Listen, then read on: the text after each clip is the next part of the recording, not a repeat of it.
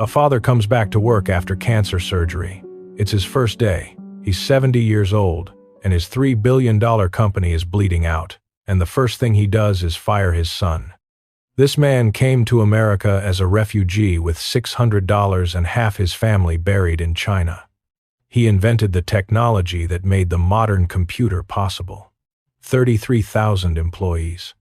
The fifth richest man in America.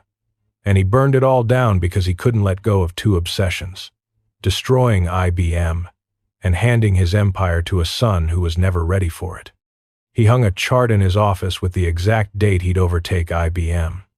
He spent millions on Super Bowl ads targeting them with a gunship helicopter. He built 3 towers shaped like his own initial so they could be seen from miles away. In 2021, IBM signed a lease to move into those towers. And not a single IBM employee knows who built them. When he died, he had never told his children he loved them.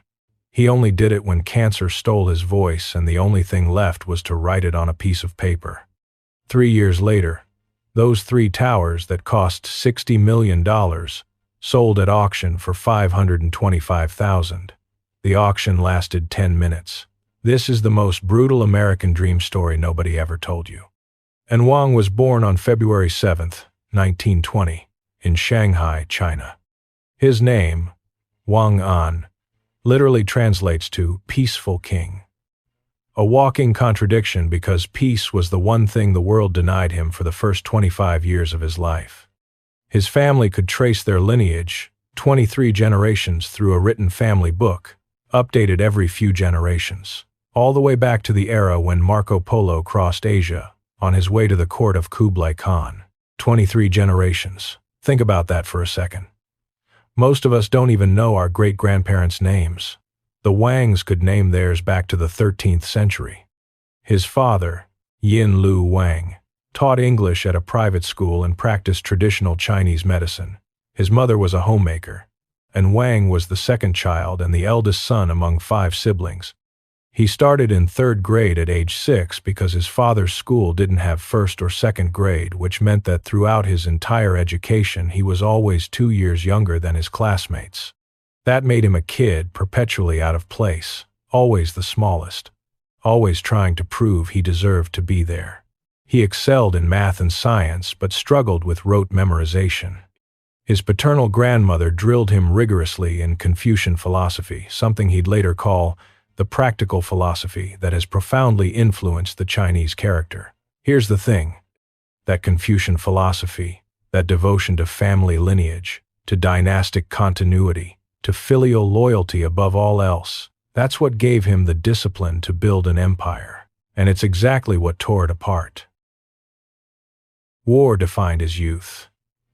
By the time he was 11, the Japanese had seized Manchuria and were bombing Shanghai. He was forced to attend political rallies 5 times a year, which planted a visceral rejection of political activism that stayed with him for life. At 16, he entered Shanghai Jiao Tong University, known then as the MIT of China, with the highest entrance exam score in his class. He studied electrical engineering, and then the war took everything. His mother died in late 1936, during his freshman year, broken by years of fear and conflict.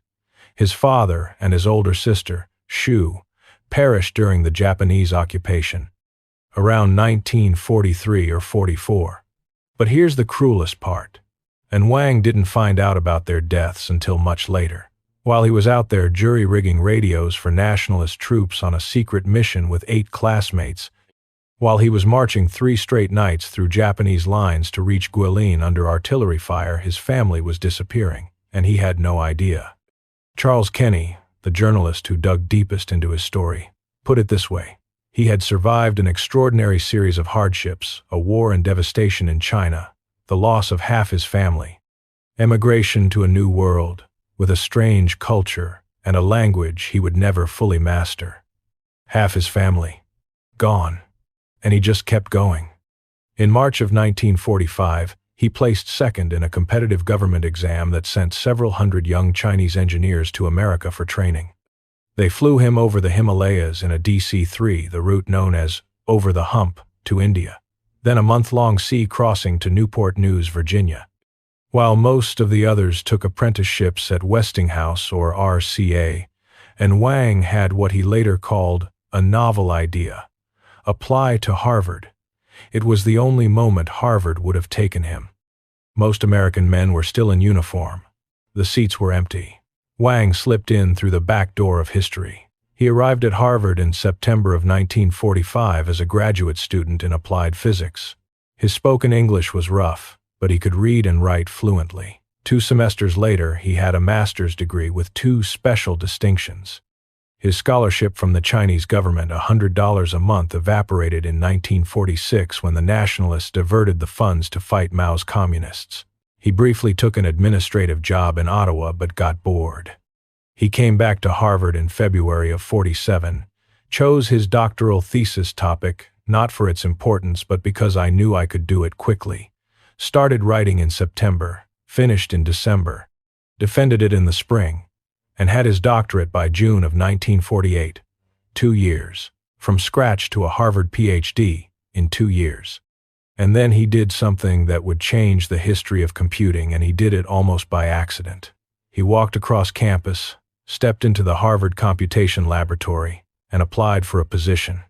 Not because he was passionate about computers, because it was close by, just like that. The lab was run by Howard Aiken, one of the pioneers of modern computing. And Aiken posed him a problem nobody had been able to solve: find a way to store and read magnetic information without any mechanical movement. How long did it take Wang to crack a problem that had stumped the best minds in the lab? 3 weeks. The solution came to him while walking through Harvard Yard. A flash of insight. The problem was that reading information from a magnetic core destroyed it. Every time you accessed a piece of data, you erased it. And Wang's genius was realizing that the destruction didn't matter. If you know what you're destroying, you can rewrite it immediately. As he put it himself, the idea is that by destroying the information, I know it. Elegantly simple, devastating in its impact. That idea became magnetic core memory, the dominant technology in computing for 2 decades, from roughly 1955 to 1975. Historian E.W. Pugh called it probably the most important innovation that made stored program computers a practical and commercial reality. Wang filed the patent on October 21, 1949. 34 claims. Claim number 24 was so broad it allowed him to collect royalties from the entire computing industry for the patent's 17-year lifespan. But before filing it, he did something that says a lot about who he really was. He discussed the idea with his fiancée, Lorraine Chiu. He'd met her in 1948 at a gathering for Chinese students in Boston. Lorraine was studying Shakespeare at Wellesley. She was a distant relative of Yung Wing, the first Chinese person to graduate from Yale, back in 1854. It was Lorraine who saw the commercial value of the patent and pushed him to file it. They married on July 10, 1949. And when, 3 years later, Wang told her he was leaving Harvard to start his own company, she was so consumed with the complications of delivering their first child, Frederick, that she didn't fully grasp the magnitude of what her husband was about to do.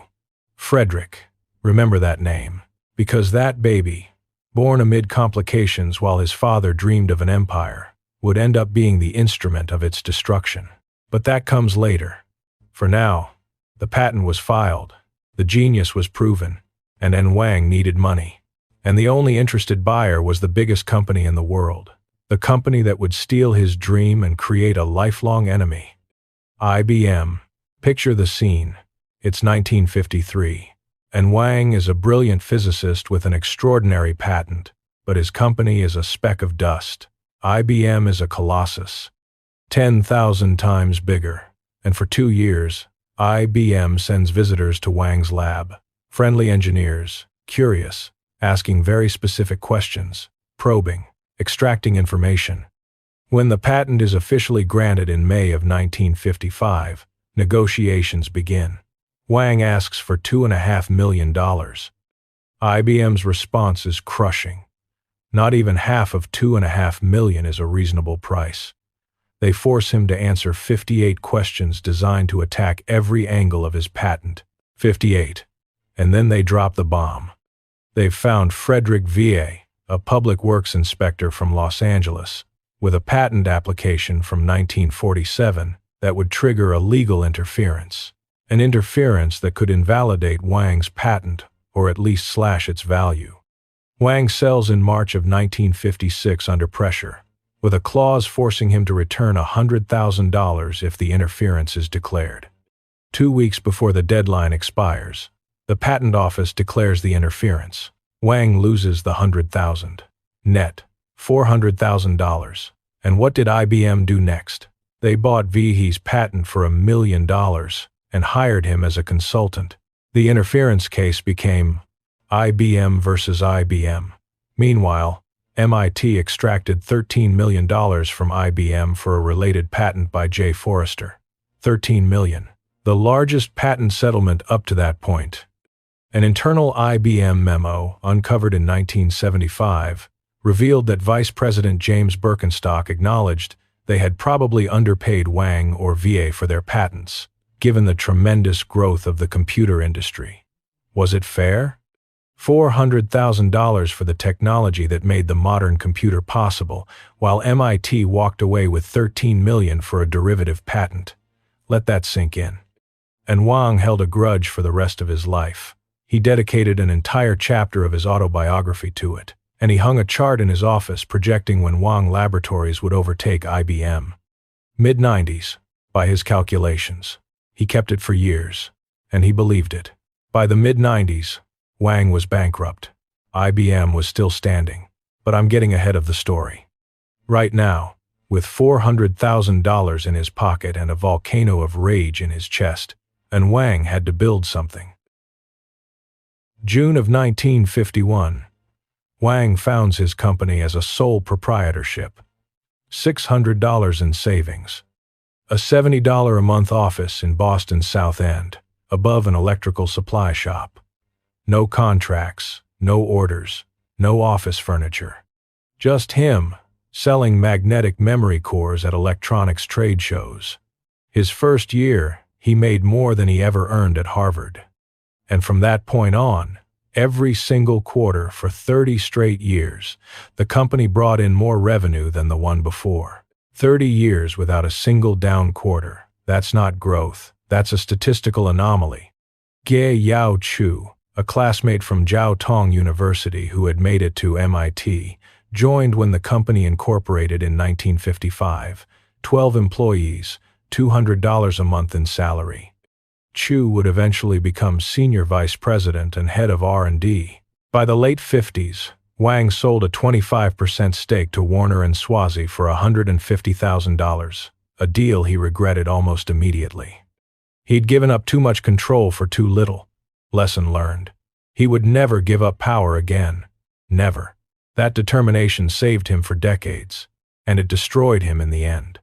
The first product that put Wang on the map was the LOCI-2 calculator, introduced in January of 1965. The first desktop calculator capable of computing logarithms. A machine with 1,275 discrete transistors and not a single integrated circuit, priced at $6,500. NASA used a variant to test spacesuits. But Wang saw before anyone else that calculators were becoming commodities, and he pivoted. In August of 1967, Wang goes public. 240,000 shares at $12.50 each. On day one, the stock jumps to $40.50. Overnight, the company is worth roughly $77 million. But here's where Wang proves he wasn't just a tech genius. He was a financial engineering genius. He creates a dual-class share structure designed so the Wang family keeps voting power while the public bears the financial risk. The Class B shares, the public ones, had higher dividends, but only 1/10 the voting power of the Class C shares held by the family. And then he does something bordering on devious. When he discovers that brokers fill orders alphabetically, he renames the categories so that Class B appears above Class C in press listings. That way, the public bought the weaker shares without even realizing it. The New York Stock Exchange rejected that structure. Wang took his business to the American Stock Exchange, which was more permissive, ruthless, but effective. With 52% of the vote, Wang Laboratories was entirely his. And then came the product that changed everything. June of 1976, the Wang WPS word processor. Its origin story is straight out of a movie. Harold Koplow and David Moros were two employees who had been banished to the long-range planning department. At Wang Laboratories, getting LRP'd was basically getting fired without anyone having to say it.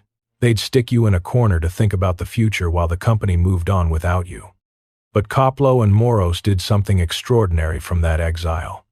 They wrote the user manual for a product that didn't exist.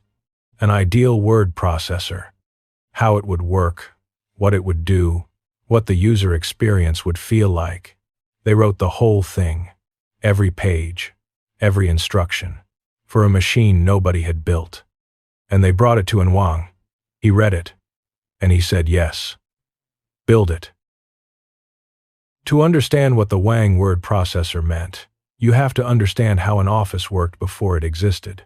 Picture this. A secretary gets a 4-page letter to type up. Every keystroke stamps ink onto paper through a ribbon. There's no screen, no preview, no undo. She finishes page 4 and the boss walks in with a change. Move the second paragraph to the end and add a sentence. That means retyping all 4 pages, from scratch. If she makes a single typo correction fluid, a white glob that takes forever to dry, and a prayer that it won't be too obvious, a long report might need to be retyped 3, 4, 5 times before you had a clean version. Hours of repetitive, mechanical, soul-crushing work to produce a single document. Now imagine that one day, someone puts a green screen in front of that secretary, a screen that shows the text before it's printed. She can delete a word, move a paragraph, insert a sentence, reformat an entire page, and only when everything is perfect, hit print. That was the Wang WPS. At the Syntopicon trade show in New York, people lined up 10 rows deep to watch text being edited on a screen for the first time in a commercial product. Sales tripled in 3 years. By 1978, Wang was the world's largest supplier of screen-based word processing systems, 50,000 users, and the company didn't stop there. They built mini-computers like the Wang 2200, one of the first true desktop computers with 65,000 units sold. They launched one of the first commercial email systems around 1979, and the Wang DVX, one of the first integrated switchboard and voicemail systems. Wang was building what we'd now recognize as the modern office suite: email, word processing, document management, voice messaging, networking, decades before the internet made it practical. And with all of that, Wang Laboratories became the largest minority-owned company in the United States. A Chinese immigrant who arrived without speaking the language, owner of the biggest minority-owned company in America. But that was only the beginning. The Golden Age. Between 1979 and 1984, Wang's sales grew at a pace of 61% per year. By 1986, the company was doing more business in 2 weeks than it did in all of 1976. Not per month, not per quarter. In 2 weeks. R&D spending went from $3 million in 76 to $160 million in 84. At its peak, Wang Laboratories was pulling in $3 billion a year, employed more than 33,000 people worldwide, and operated in dozens of countries across North America, Europe, Latin America, Asia, and the South Pacific. 80% of the 2,000 largest companies in America bought Wang equipment. In 1978, Wang became the first computer company to advertise during the Super Bowl, 6 years before Apple's famous ad. The commercial positioned Wang as David and IBM as Goliath. Before the campaign, only 4% of corporate executives recognized the Wang brand. 6 months later, 80%. And in the '85 Super Bowl, they went even harder. A gunship helicopter aimed straight at IBM with the tagline, "We're gunning for IBM." Wang landed a $480 million contract with the Air Force. Then another one, $841 million with the State Department, the biggest in company history. Forbes ranked him as the fifth richest man in America at $1.6 billion. The family trust topped $500 million. And the headquarters for all of it were the three towers in Lowell, that $60 million monument shaped like a W, visible from miles away, 4,500 workers inside, a helipad. Parking for 3,700 vehicles, 40,000 cars a day driving past. But the towers didn't just transform Wang. They transformed an entire city. Lowell, Massachusetts, had been one of the cradles of the American Industrial Revolution. Textile mills that employed thousands in the 19th century, and then collapse. By the time Wang arrived in 1976, Lowell had 15% unemployment and more than 100 acres of abandoned industrial land, a city rotting on the ruins of the industry that built it. Senator Paul Tsongas, a Lowell native, was instrumental in luring Wang with a $5 million federal grant, and it worked. Wang became the city's largest employer. More than 10,000 jobs in the Lowell labor market. Roughly 10% of total employment and a third of manufacturing jobs. Unemployment dropped from 15% to 2.8% by May of 1988. More than 200 historic structures were restored. Prince Charles of England visited Lowell to see the historic preservation firsthand. That transformation became the centerpiece of the Massachusetts miracle, the economic boom that carried Governor Michael Dukakis all the way to the Democratic presidential nomination in 1988. The Chicago Tribune summed it up. Wang was the immaculate techno-wizardry, the swaggering march to fortune that gave the Massachusetts miracle its irresistible sheen. And at the top of the central tower, on the highest floor, the man who had arrived in America with 2 gray suits looked out over all of it from a 3,000-square-foot office with a marble fireplace and a hot tub. And next to him, hanging on the wall, the chart showing when he'd overtake IBM. Ad executive Jack Connors saw it and remembered. He had kept it for a very long time, and he believed it. But the golden age had a dark side, and it was rotting from the inside. The dark side of Wang Laboratories wasn't the kind with smoking chimneys and child labor from the 19th century. There were no kids operating looms, no workers coughing up coal dust. It was quieter, more polished, more corporate. And that's precisely why it was harder to see. But it was there. John Cunningham, the man who knew Wang best, the executive who'd climbed from salesman in Chicago in 1967, all the way to president and chief operating officer, coined the perfect phrase for what had happened to the doctor. The man who couldn't stand pomp, who only accepted a chauffeur because he caught himself thinking while driving, who lived with austerity, had gradually surrounded himself with security guards, bought corporate jets, and installed himself in an office with a hot tub. He had become, in Cunningham's words, a humble egomaniac. But the real problem wasn't the luxury. It was the architecture of control. The dual-class shares left the risk with the public and the power with the family. When that wasn't enough, and Wang deliberately chose to finance through debt instead of issuing new shares. Why? To avoid diluting family control, the exact opposite of what any tech company was doing at the time. That decision created a ticking time bomb, more than $1 billion in debt, including $575 million in bank loans alone, debt that would eventually crush everything. The internal culture was a benevolent dictatorship where nobody could correct the doctor. An internal analyst confessed to the Chicago Tribune, "There's a good awareness in the company of what's wrong, but because of the culture of the corporation, it's hard to correct it." Production wages in Lowell were below both the state and national averages, even as the company sold itself as the city's savior. The Federal Reserve Bank of Boston documented it. Wang paid less than the rest of the industry, but compared to what Lowell had to offer before, workers saw it as a step up. It's the perfect trap. You pay below industry standard but above the local alternative, and you brand yourself a hero. And then there was the Chinatown factory, and Wang built a $15 million plant in Boston's Chinatown with the promise of creating 300 jobs for the Chinese community. The gesture seemed noble. A Chinese immigrant who'd built the largest minority-owned company in America, giving back to his people. But a 1985 article in the Christian Science Monitor described the reality: quiet machinery and barely 24 workers in a building designed for hundreds. 300 jobs promised. 24 delivered. It wasn't the only project that sold smoke. In 1979, Wang founded the Wang Institute of Graduate Studies in Tingsboro, pouring $6 million of his own money into it. A graduate institute for software engineering that started with 5 students and enormous ambitions. It was going to prove how enlightened industry could transform education. It earned a solid reputation, attracted capable faculty, and grew.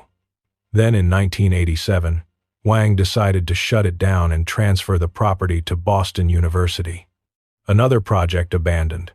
Another promise the doctor couldn't sustain while his company was cracking at the seams. Even the marketing had its grotesque moments. The customer service campaign, Wang Cares, launched in the UK with full fanfare. It lasted weeks before someone realized that in a British accent, it sounded exactly like Wankers. The Simpsons parodied the name afterward. The entire empire existed to serve the vision, control, and revenge of a single man. And that man was about to make the worst decision of his life. For years, outside board members had been begging Wang to bring in professional management. Give his son Fred a fancy title, a nice office, a generous salary, but don't put him in operational command of a global corporation in the most competitive industry on the planet. And Wang wouldn't budge. He's my son, he can do it. 5 words, the epitaph of an empire. John Cunningham was the man everyone wanted at the helm. Larger than life. The best salesman I've ever known. The executive who once called Wang the last virgin on the block. The company that never went down. But in July of 1985, when it became clear that Fred, not him, would be the company's future, Cunningham resigned. He'd sold his shares at 41 7/8 in May of '83. Those same shares would be worth 75 cents in the bankruptcy. Cunningham saw exactly what was coming. After him went Executive Vice President John Cropper and Marketing Director Carl Massey. Within weeks, Wang lost its 3 most experienced leaders. All 3 went on to run other companies. All 3 were right. Frederick Wang had a Harvard MBA. But Charles Kenny wrote that he was, by almost any definition, inadequate for the position in which his father had placed him. Board members worried that Fred did not have the experience, the judgment, the overall stature to run the company. And Wang had been grooming him since he was 26, treasurer, then head of R&D, then president. In November of 1986, at age 36, Fred was named president. The doctor's autobiography justified it this way: other things being equal, my sons should be more motivated than a professional manager by their substantial ownership participation. But other things weren't equal. And the disaster didn't start with Fred as president. It started earlier, when he was head of R&D. October of 1983. Wang Laboratories announces 14 new products with delivery dates. Datamation magazine joked that Wang had announced everything but the kitchen sink. And if they could attach a kitchen sink to a personal computer, they would have announced that too. The problem: almost none of those products were anywhere close to finished. Many hadn't even been started. 14 products announced with fanfare. 0 products ready. Every single one shipped late or never, with delays ranging from 1 to 4 years. And when customers found out the products didn't exist, they started jumping ship to IBM in droves. Wang's credibility, built over decades, evaporated in months. The industry dubbed it the vaporware announcement.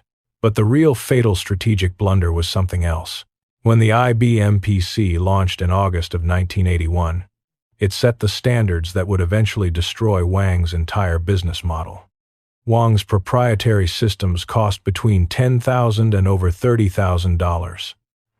A PC running WordPerfect did the same job for a fraction of the price. Wang released a PC, but it wasn't IBM compatible. And when Fred suggested building IBM-compatible PCs, and Wang told him it was the stupidest thing I've ever heard. Think about that irony. His son, the one everyone said wasn't up to the job, had the right idea. And his father, the genius, shot it down. Why? Because making a PC compatible with IBM meant giving something to IBM. It meant admitting IBM had won. And for a man who'd spent decades feeding a chart showing when he'd crushed them, that was unacceptable. Personal hatred blinded him. He locked his customers into proprietary systems using a made-up character code whiskey instead of the standard ASCII that the rest of the world used. He banned third parties from developing for his platforms. The Chicago Tribune nailed it. Customers wanted to connect with all brands. Wang wanted to keep them exclusively on Wang products. It didn't work. The results under Fred as president were catastrophic. First full year, $70 million in losses, then $92 million. Then $424 million, including a single quarter with $347 million in red ink.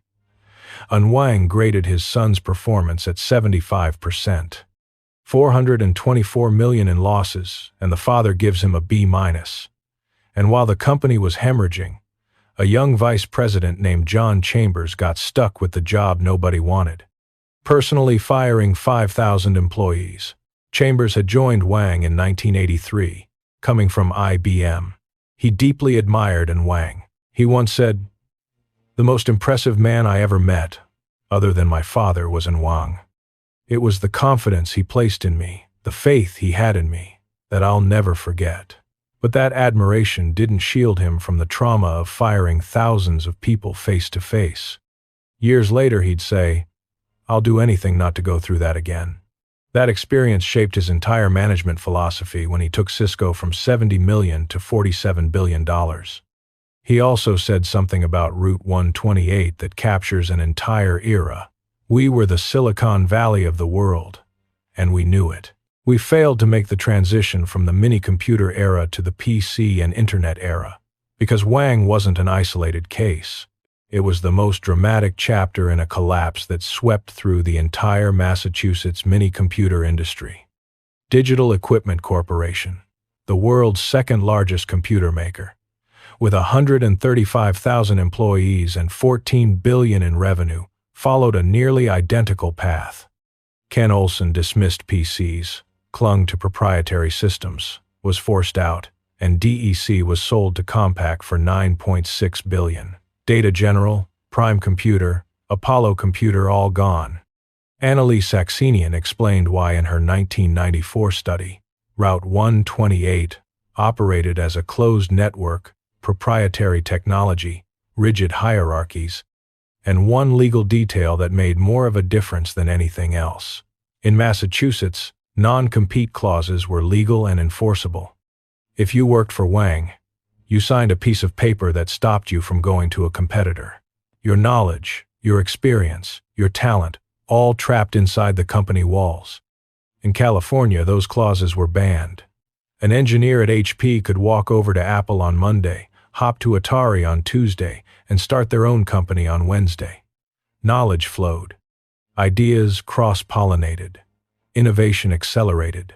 On Route 128, knowledge rotted inside companies that refused to change. Chambers himself had lived it before Wang. He'd spent 6 years at IBM, and he drew a lesson he never forgot. You could see management moving further and further away from the customer, telling the customer that they knew what the customer needed better than the customer did. Corporate arrogance.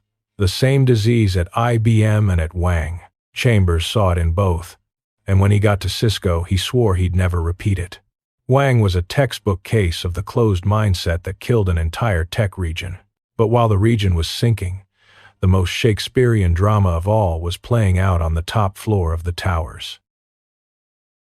August 4th, 1989, and Wang returns to the office.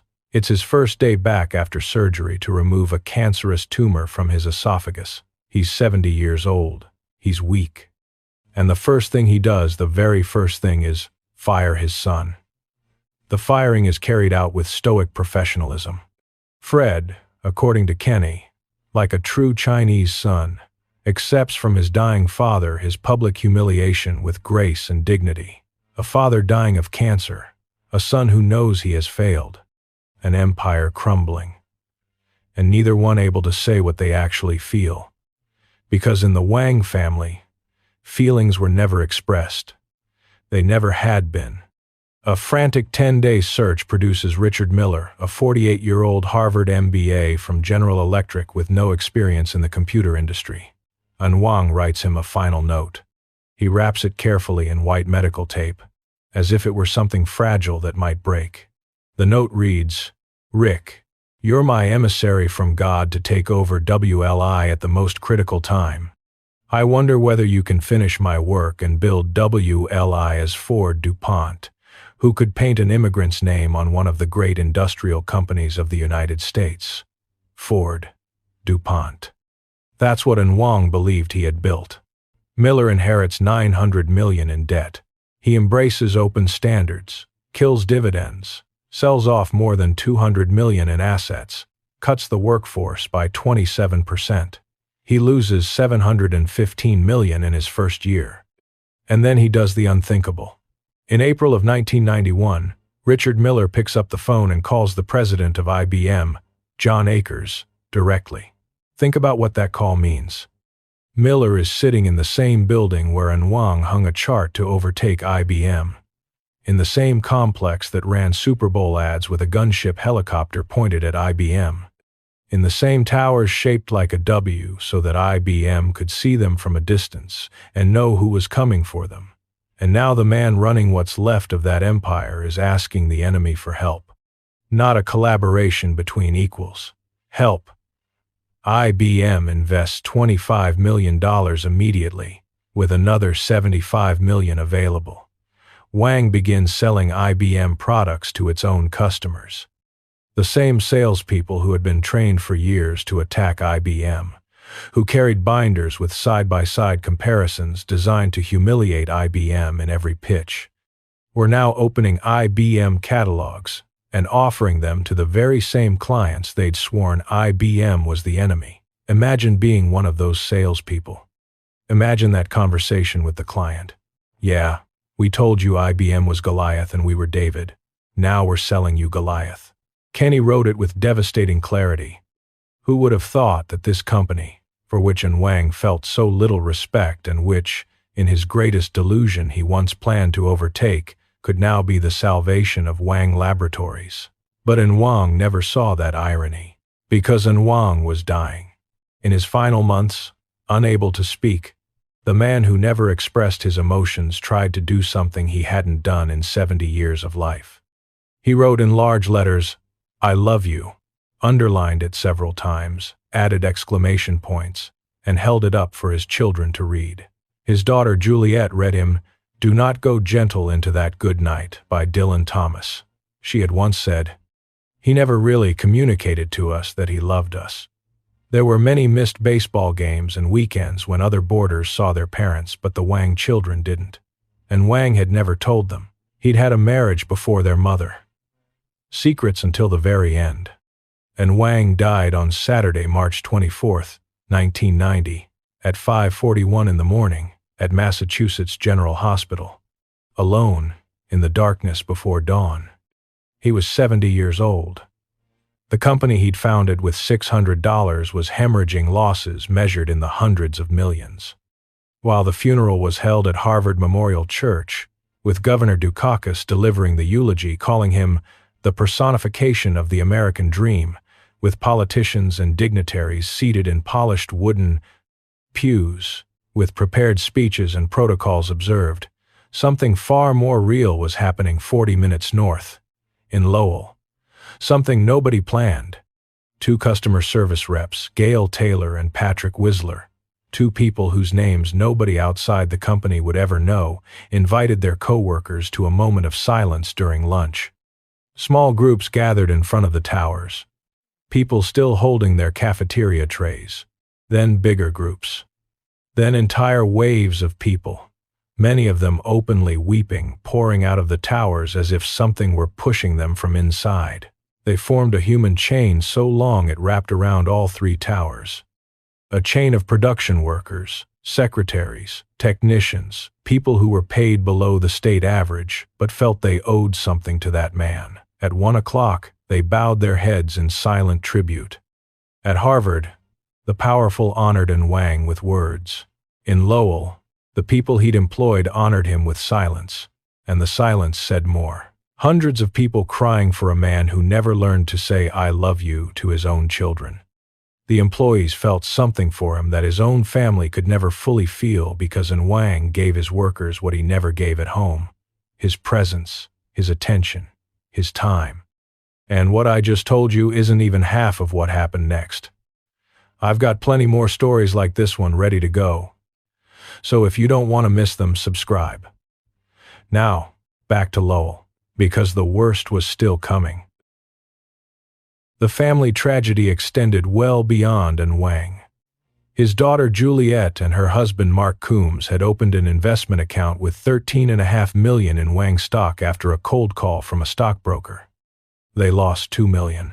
In August of 1988, her husband was found dead from carbon monoxide poisoning in a car. The family trust, which had topped $500 million, collapsed along with the stock.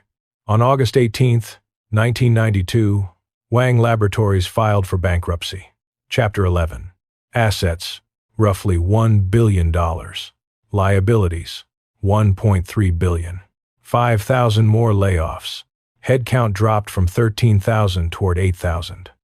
That same day, Larry Bird retired from the Celtics. An IDC analyst summed it up. Just as Larry Bird wasn't just another player, Wang wasn't just another company.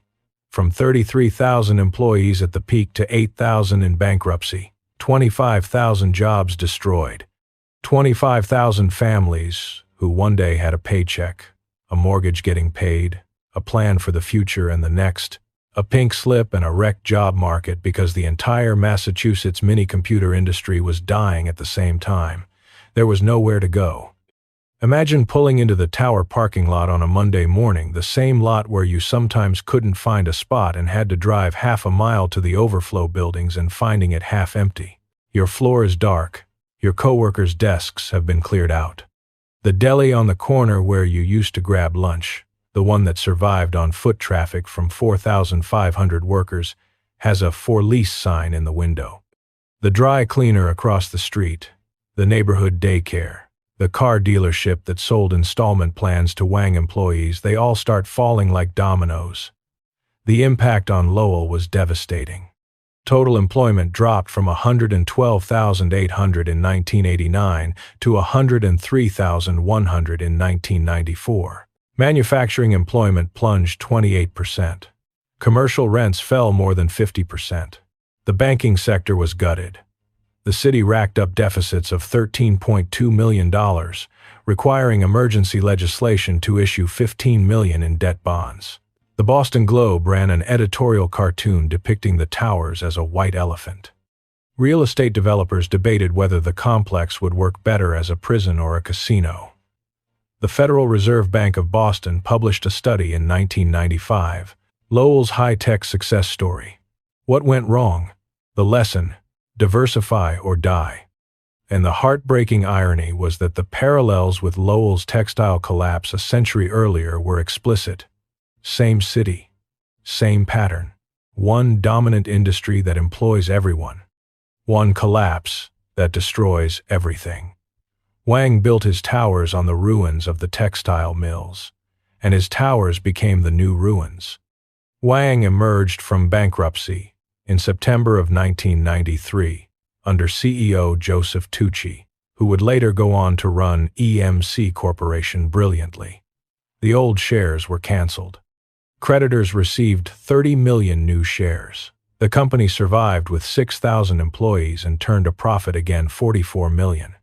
It reinvented itself as a services company, rebranded as Wang Global in 1998, and was acquired by Getronics of the Netherlands in 1999. The brand passed through KPN and CompuCom before effectively ceasing to exist. The Wang Museum in the Netherlands declared, "We can assume that there is no longer any Wang equipment in use anywhere in the world." The technology that dominated 80% of America's largest companies wiped from the planet. And then came the auction in February of '94. Kelly and Alvarado bought the towers for $525,000. They renovated them with city tax incentives and a $2.2 million letter of credit. 9X became the anchor tenant. In 1998, they sold the complex rebranded as Crosspoint for approximately $100 million, nearly 200 times what they'd paid. In 4 years. But the tower's story wasn't a straight line up. After the dot-com bubble burst in 2001, the building dropped to 50% occupancy. By 2005, it was described as a ghost town, another death. But the towers came back again. Occupancy climbed to 90% by 2007, with tenants like Motorola. They sold for $100 million in 2014. For $227 million in 2018, 432 times their bankruptcy price. The towers kept dying and coming back to life just like the city that housed them. Looms, word processors, ghost town, corporate campus, a building that insisted on outliving everything that happened inside it. And then, in May of 2021, came the ultimate irony. IBM signed a lease for 150,608 square feet on floors 5 through 8 of Tower 3, consolidating its Massachusetts operations at Crosspoint. IBM, the company Wang devoted his life to destroying. The company he aimed every Super Bowl ad at. The company whose name fueled the chart hanging in his top-floor office. That company now worked inside the towers he built to crush it. The building he raised to destroy IBM became, posthumously, IBM's office. If you think this story is unbelievable, let me tell you I've got plenty more to share. Subscribe so you don't miss them. An IBM spokesperson explained it with a line stripped of any sense of history. "We're beginning work to create a new modern experience for our lab employees in Massachusetts. New modern experience. In a building that was constructed as an act of personal war, IBM employees now grab coffee at a spot called Café Kerouac, named after Jack Kerouac, another famous son of Lowell. And they do it just a few floors from where Wang had his office overlooking the horizon. Lowell survived, just as it survived the textile collapse a century before. The largest employers today are the hospital with 3,550 employees, the University of Massachusetts Lowell with 2,700, IBM with 1,200, and UKG, formerly Kronos, which occupies 500,000 square feet as its global headquarters, with 1,500 workers. The population has grown to roughly 120,000. Southeast Asian immigrants, Cambodian, Vietnamese, Laotian, transformed the demographics and opened dozens of businesses. The university has achieved top-tier research status and is driving an $800 million development plan. 3 deaths and 3 resurrections. What's left of Wang? Scattered fragments. The Wang Theater in Boston, a 3,600-seat Renaissance jewel built in 1925, saved by the $4 million he donated. A building bearing his name at Massachusetts General Hospital, where he also gave $4 million. A school in Lowell named after him. His archives in the Baker Library at Harvard Business School, where it all began when he walked across campus to apply for a job because it was nearby. He received 23 honorary doctorates. The 2 he valued most were from Harvard and Jiao Tong, the beginning and the end of his education. The Medal of Liberty in 1986. Inducted into the National Inventors Hall of Fame in 1988. But awards don't pay debts. Honorary doctorates don't save jobs.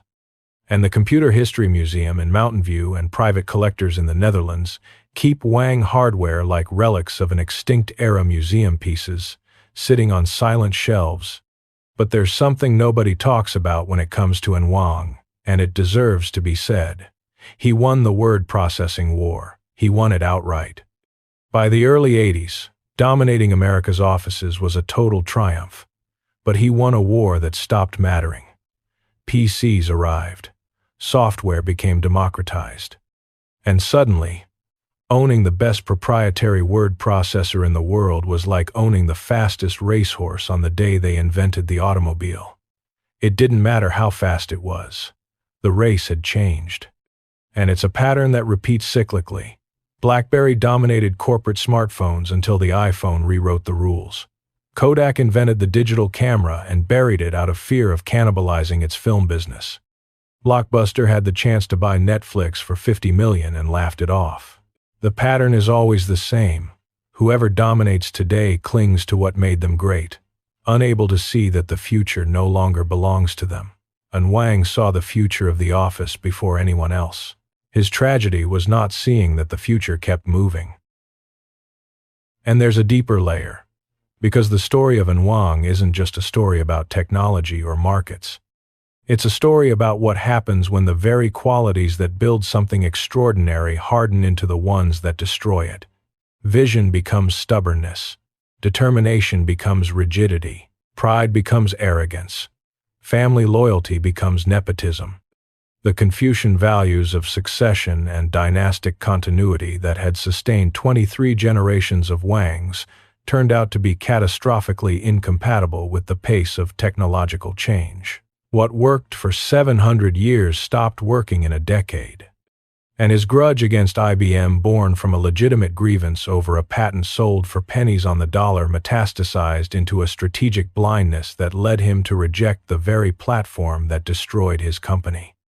And Wang titled his autobiography, Lessons. He published it in 1986. When he was still pulling in $3 billion and still believed he'd overtake IBM. He ended it with an epilogue that sounds prophetic read today. There are still many lessons to be learned. He wrote those words thinking about his triumphs. History turned them into his epitaph. But there's one more irony worth telling, one that connects the very beginning to the very end of this entire story. And Wang invented magnetic core memory. The technology worked like this. You stored information in a magnetized core, and when you read it, you destroyed it. But that didn't matter because if you knew what you'd destroyed, you could rewrite it immediately. Destroy and rewrite, that was the cycle. The genius who invented that principle was incapable of applying it to his own life. He destroyed his company with two obsessions he couldn't rewrite. He destroyed his relationship with his children through decades of absence and silence, and only tried to rewrite it when it was already too late. With a trembling piece of paper and an "I love you" underlined in desperation, the inventor of computer memory couldn't rewrite his own. Think about the numbers one last time. $600 in 1951, $3 billion in revenue by 1986, 33,000 employees, the fifth richest man in America. $1.6 billion in personal wealth. And then, $424 million in losses in a single year. $525,000 for 3 towers that cost $60 million. 75 cents a share. 10 minutes at auction. 25,000 jobs destroyed. A city leveled twice by the same industrial dynamic a century apart. And a man who died alone at 5:41 in the morning, holding a piece of paper that said "I love you" because he couldn't find the words to say it out loud in 70 years of life. The story of Wang Laboratories is many things at once. It's the story of a refugee who arrived in a foreign country with no family, no language, no money, and built something that changed the way the world works. It's the story of the largest minority-owned company in the United States, built from an attic by an immigrant who couldn't quite pronounce English properly. It's the story of a vendetta that became corporate strategy and ended up destroying the very thing it was meant to protect. It's the story of a father who loved his son so much that he put him in an impossible position and in doing so destroyed the empire and humiliated the son. It's the story of 25,000 people who lost their jobs because one man couldn't let go of control. It's the story of a city devastated and rebuilt not once but 3 times, a city that learned the hard way that depending on a single savior is a bet you eventually lose. And it's the story of a family that never learned to say "I love you" until it was too late. Next time you walk through a modern office with its open desks, flat screens, and artisan coffee remember that there was a time, not so long ago, when offices ran on green screens displaying flickering white text, when secretaries could edit documents without retyping them from scratch, when a company called Wang ruled that world with an iron fist. Remember that it all started with a $600 refugee and a flash of genius while walking through Harvard Yard, and that it all ended with 3 towers selling for less than an apartment in a 10-minute auction, and with a man who died alone before dawn. Today, if you drive along Interstate 495 near Lowell, the 3 towers are still there. They no longer say Wang in giant blue letters. They say Cross Point. They've got a gym, a daycare, a golf simulator, yoga classes, and a cafe called Cafe Kerouac. UKG occupies 16 floors as its global headquarters. IBM occupies 4 floors of Tower 3. The building sold for $227 million, 432 times what it cost at auction. If you look at the towers from above, they still form the letter W, the W for Wang. But nobody claims it anymore. It's an architectural scar, an orphaned initial floating over the skyline of a city that has learned to survive anything. Somewhere on the 5th floor of Tower 3, an IBM employee opens their laptop and starts their workday. They don't look out the window. They don't know who built the building where they work, or why, or at what cost. They don't know they're sitting inside a monument to ambition, revenge, pride, and ruin. They don't know that beneath the fresh paint and vinyl floors lie layers of history. 33,000 people who once filled these halls, believing they worked for the company that would dominate the world. All they know is the coffee at Cafe Kerouac is decent, and the parking lot is big. And maybe that's the most telling thing of all, that a lifetime of vengeance, the obsession that consumed a brilliant man, the fury that drove every strategic decision of a $3 billion company ended up so insignificant that IBM employees don't even know it existed. And Wang spent 35 years trying to destroy IBM. IBM doesn't even remember him. That's not tragedy. It's something worse. It's irrelevance. And yet, from that irrelevance, things survived that mattered. John Chambers came out of Wang, a leader who transformed Cisco into a $47 billion giant forged by the trauma of mass layoffs he swore he'd never repeat. Lowell came out of Wang, a city that finally learned the lesson of diversification, with an economy spread across healthcare, education, and technology instead of hanging on a single name. The towers themselves came out of Wang as a modern campus worth 400 times what it fetched when nobody wanted it. From the ruins of Wang, new things were born. That's what change does. It destroys, and it lets you rewrite. And Wang knew that. He wrote it in his autobiography, though he probably never imagined the words would turn against him. The great gift of change is that it continuously replenishes the supply of new ideas that could become realities. Change, the same change that fueled his rise, devoured him. The same change that turned a $600 attic into a $3 billion empire turned that empire into a bankruptcy filing. Change has no loyalties. It doesn't respect patents. It doesn't revere genius. It doesn't forgive anyone who stands still. And Wang stood still. He stood still with his proprietary systems while the world opened up. He stood still in his war against IBM while the real enemy, the cheap PC running standard software, walked in through the back door. He stood still in his dynastic obsession while his best executives fled. And in the end, change rolled right over him without looking back. There's one final image that ties everything together. In the Baker Library at Harvard Business School, the Wang Laboratories archives sit in boxes. The library is a short walk from the yard where a 25-year-old refugee solved in 3 weeks a problem nobody else could crack.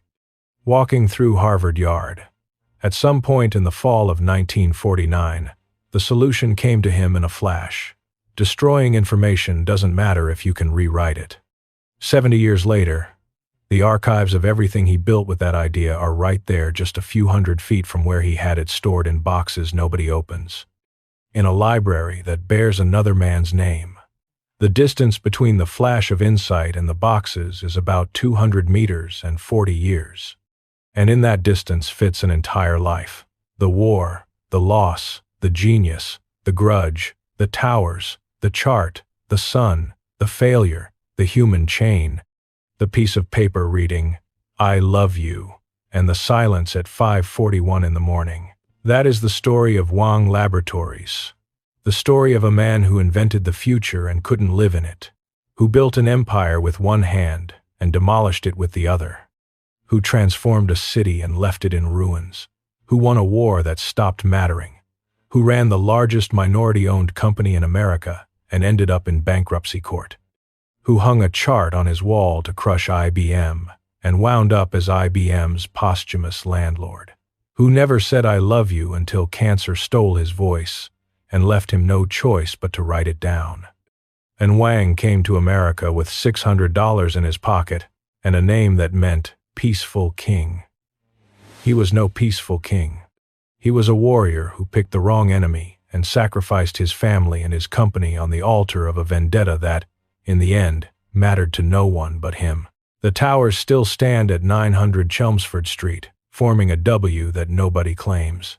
IBM employees work inside without knowing the building was constructed to destroy them. The coffee grows cold at Café Kerouac.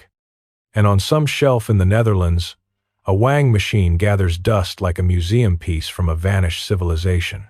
Maybe the most honest lesson from Wang isn't the one he wrote in his book. Maybe it's the one he lived without realizing it, that it doesn't matter how much you build or how many towers you raise with your initial carved into the skyline. What matters is what you say to the people in the room with you before the lights go out. And Wang figured that out too late. The lights had already gone out. The pen was trembling, and the only person left to read the message was a daughter who'd spent her whole life waiting to hear it. That, or you should never build 3 towers shaped like your initial if you're not sure they're going to stay yours.